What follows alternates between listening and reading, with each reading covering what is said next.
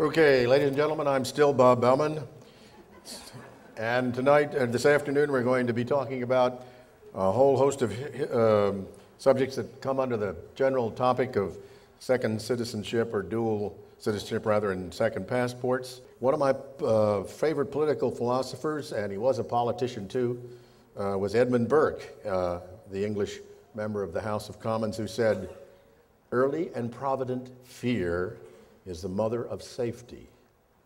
Something you should keep in mind no matter what you're going to do, get married or something else. Early and provident fear is the mother of safety. Well, when I was a member of the Congress from Maryland, the 1st District, back in the 1980s, 1985, some of you, I can tell by looking, would remember the capture of a TWA, that long-gone airline flight from Lebanon, which was taken over by Iranian Shiite terrorists and held for almost a week or 10 days, and flying back on the tarmac between Libya and various places. And the terrorists collected the passports of everybody on that plane, and the Israeli citizens and the US citizens, they put them in a special section, and they told the authorities that they were, until they got their demands, which I think had to do with the release of some previously arrested terrorists, they were going to kill one person each however many hours. And the Americans and the Israelis would go first. And the first and only one eventually was Robert Stidham, one of my constituents from Charles County, Maryland, who was beaten on the plane almost to a pulp, killed and thrown out onto the tarmac. Now, I tell you this tragic story because I know it's something that will, at least for the moment, stick in your mind. And it points out the definite positive nature of having a second passport. In this case, had he a Canadian passport or one other, his life would have been spared. I'm not saying that that kind of thing happens every day, it doesn't. But Americans, United States citizens, know that we're not the most popular country in the world anymore, for good reason or bad reason or ill, that political correctness in many countries dictates that it would be very helpful to have a second passport. So safety might be one of the reasons that I would suggest for a second passport.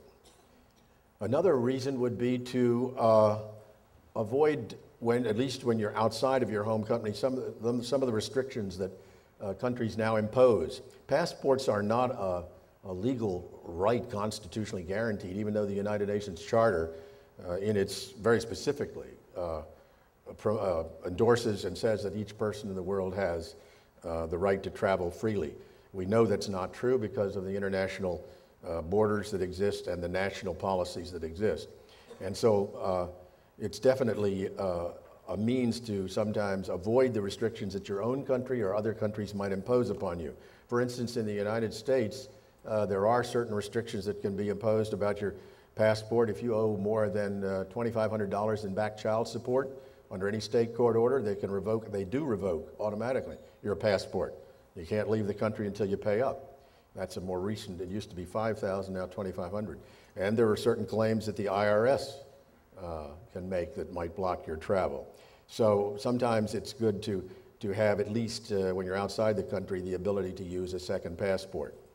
Now, there are certain questions that arise about having two passports, dual nationality it's called. Dual nationality simply means you have the citizenship of two different countries. I was speaking with one of your confreres here at the seminar a little while ago. We were discussing his situation, and he is in the lucky position of having three nationalities, all of them gleaned by birth and by circumstance through his career. And so he doesn't have to worry about acquiring it. He's got three nationalities. Dual nationality is a concept that for the long time in the United States was ruled to be unconstitutional, illegal. You're an American, you have to surrender your passport when you're naturalized. This was the law and so on. In fact, the oath still says that you abjure any allegiance to any foreign potentates and so on, and that's the end of your former nationality.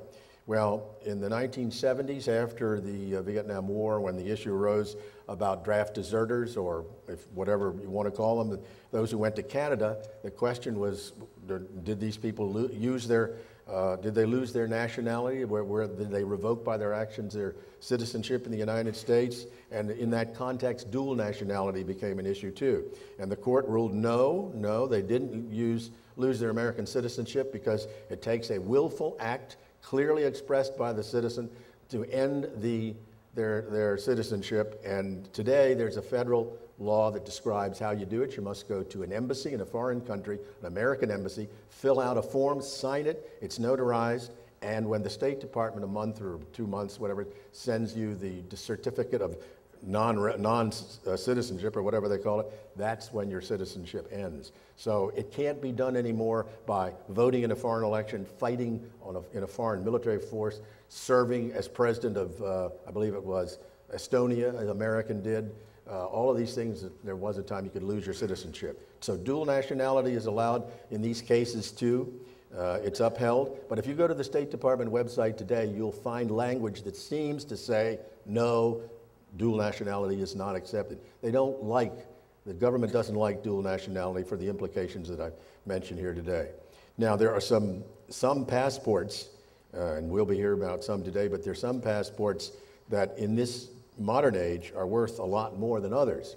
For instance, the 27 countries that comprise the European Union, if you have any way of achieving citizenship in those countries, you have free rein to some degree, but free rein to travel all across the European Union, to set up a commercial operation, to go and live there. You don't have to start all over in every other country.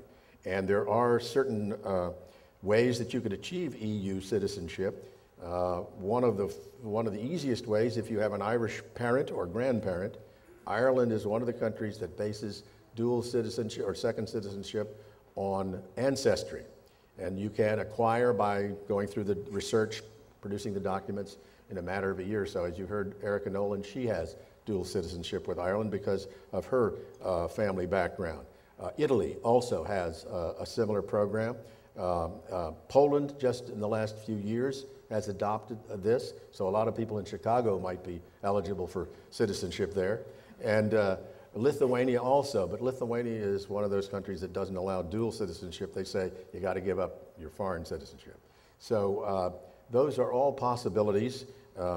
Israel, I would mention, has the law of return, and it allows citizenship for those of the Jewish faith who want to go there and acquire a second citizenship. But the EU is one that is highly prized and one that you might want to investigate based on your background. So before I introduce our speakers, I want to make one last point here, and that is passport fraud. You can pick up The Economist or some other the International Herald Tribune Paris edition or the European edition, and you'll find classified ads in the back for passports.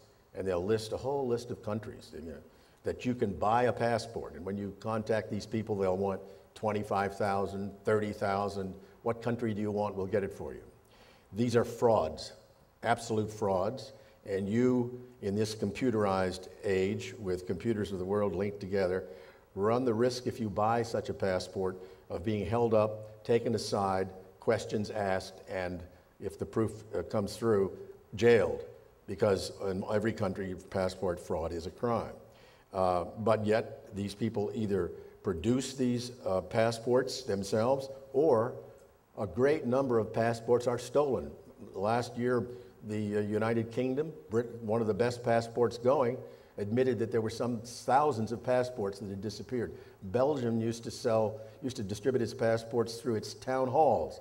As a result, thousands of Belgian passports disappeared 4 or 5 years ago. Other countries are involved in scandal. 10 years ago here in Panama, one of the ministers was fired, not because she had given out passports, but because she revealed that the president told her to do it to people that he liked to get, foreigners who wanted passports. Neither one are in office now. But so the passport has to be a good passport, it has to be respected, it has to be legal, so it would be a good idea to get a lawyer if you're considering acquiring a second citizenship or another passport, one of whom I will now have the honor to introduce to you. Ronalda Marachelli is an old friend of mine. We've been working with her now for a better part of a decade. She is an expert on Panamanian immigration law and many other aspects of law. She graduated cum laude, I think maybe even before Hillary Clinton did, although she's, I don't think she's that old, but she has a very distinct, I recommend read her biography because she has a very distinguished career, educated in the United States and in Panama, and of activities. She's also the unusual thing, a lawyer who knows how to write clearly. She was a member of the press for some time. But I know her as a colleague and someone that I work with very carefully. When I have questions about immigration law in Panama, I call Reynalda. And she tells me that only today she has been in an advisory capacity to the government of Panama writing their new law, which has just been passed, and the rules and regulations that flesh it out. She tells me it should be ready in a few months. She'll have things to tell you about the new law and what's available in the way of visas and so on. But so it is my great pleasure to introduce our first speaker. I hope she's back there. Oh, there you are, darling. Okay. Excuse me, I shouldn't say that. I understand that Obama called a reporter sweetie the other day, so he's really in trouble. Ronaldo Monticelli.